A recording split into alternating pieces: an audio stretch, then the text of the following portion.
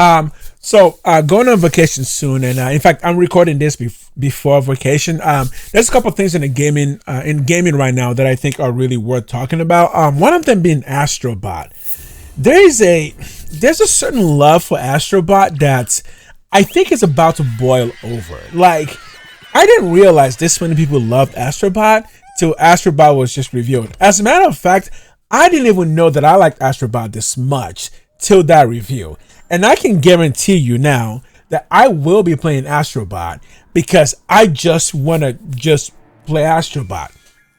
And that's been really good to kind of see, like, there is still this good look, here, I'm going to say this. The one thing PlayStation has always been missing is a mascot. Like, they used to have mascots and then they kind of got away from it during the PlayStation 3 era when they started getting a little bit more adult themed. Can we put it that way? When they started focusing on more cinematic, big titles, that's when they got a lot less mascot type. They kind of stopped doing a lot of platformers. But the one person that's kind of always been in the background there was always Astro Bot, just because Astro Bot was always used as a tech demo for PlayStation. I don't know if it was since the PS1, but it's been going on for a while that Astro Bot is being used as a tech demo. So Astro Bot just kind of worked his way into the psyche of gamers, especially PlayStation gamers, in a way that's kind of transcends like explanation, because it just kind of happened.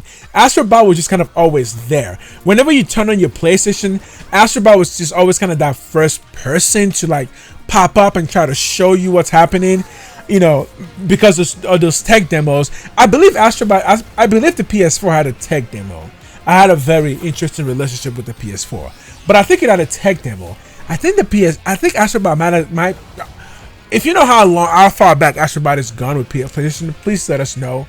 All I know is that it's come to the point where if Sony wants to start to get back some consumers from Nintendo, and I think they can. Honestly, I'm going to say this. I think that space, the family-friendly space, has been eaten up too much by Nintendo.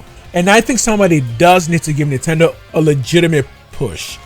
The problem is no one is around to do that, and no one has ever been around to do that, if you know what I mean. Like, there's just the other two people were focusing on, you know, young adults, you know, but now those young adults that were buying the PS1, the PS2s, the PS3s, well, they're starting to have kids, and now the question becomes, you know, what kind of gaming can they do with their kids? And Nintendo just kind of fit in perfectly and just filled that space perfectly, and they have not been challenged ever since. This is the reason why Nintendo has never focused on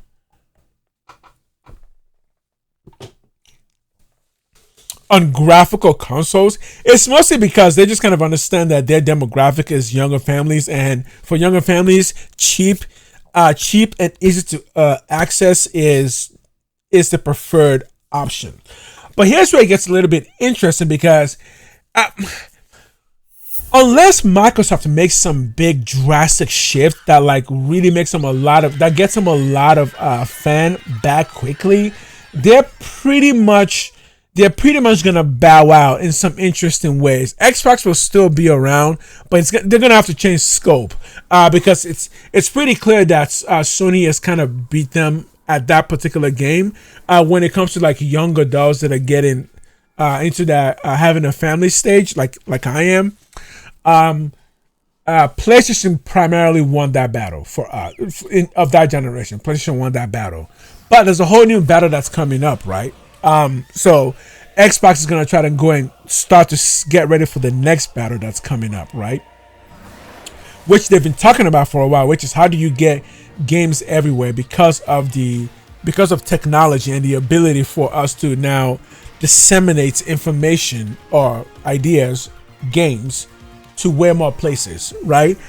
We are starting to get gaming into the far reaches of the earth. Like, people are starting to play video games like everywhere, and this whole thing started with like obviously with classic consoles, right? But it's gotten really, really big now. So Microsoft is going to move forward, and they're going to start pursuing the next level gamers, right? That's going to be what their focus is. And while they're doing that, I think Sony can give Nintendo a legitimate push for eating into that family-friendly space, because that will be a really big market for the next probably 10 years, right? So I'm having my first kid in August, and my friend, I have 3 kids already, but his oldest kid is now around 11, 12. I think he's about 12, 13. So he's getting to the stage where gaming has actually become a big thing, right? And he's starting to fall in love with things like FIFA. Like, that's okay. So we're building a culture. So, and I think that Sony has a real chance to eat some of that, to get back some of that crowd from Nintendo. They might not be able to do it with the PS5, but there is a rumor of a new portable that's coming out, the PS Vita 2, we think it is, of sorts. It might not be called that, but another portable handheld that's going to be able to play all PS4 games. That's one, because now they can. We have so much information. What am I trying to say? To hold the entire catalog of all PS4 in a cartridge is now possible to a certain degree. They might do it the way Nintendo does, kind of release things a little bit at a time, and like have you like go in and buy stuff and they'll do promotions. I think that's probably what they're gonna do with that. But then they're gonna start rolling in some PS5s as well, some PS5 games. So main point there is that at this point is when families who have multiple children, let's say 3 children, like my friend, and their eldest is about 12, 13, 14, and 15. Okay, this is when it's critical for Sony and Nintendo to put a device in their hands for things like going camping, traveling, stuff like that, right?